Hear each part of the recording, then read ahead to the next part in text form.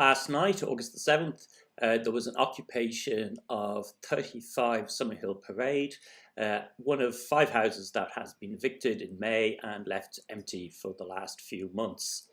Dublin Central Housing Action and other groups had called a demonstration at the GPO for 6:30, and then people assembled there were some speeches, and then they marched along up to 36 Summerhill Parade, where an occupation of a house happened. Now this is one of a number of houses that was evicted over the summer, over the last few months, and if we use Google Street View, which shows us a fairly old picture of that, I noticed this earlier when I was having a look at it. That's the other side of the road. So this is the side of the road. So these are some of the houses, and what you'll notice, and the reason I pulled it up, this is an older picture, but you can see the matching curtains on the windows, indicating they're the same owner. But also, in fact, through quite a few of the windows, you can see bunk beds, the sides of bunk beds.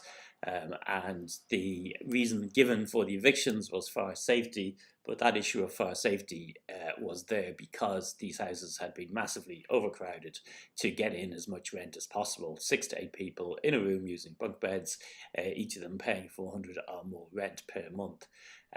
This sort of slum landlordism is typical of the sort of stuff we're seeing in Dublin, and indeed is also typical of the area if you go back 100 years.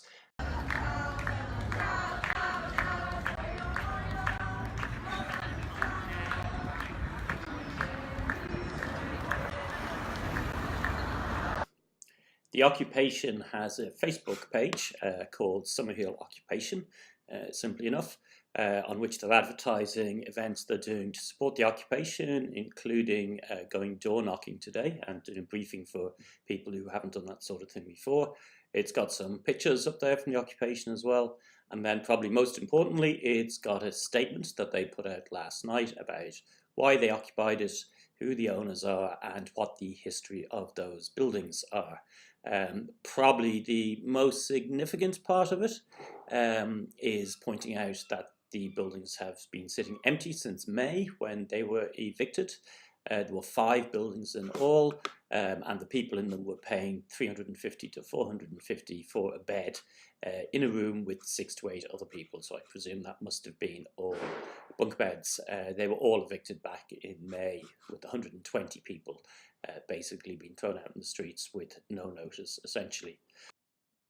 And they're also posting media coverage they're getting. So, for instance, there's an Irish Times article there.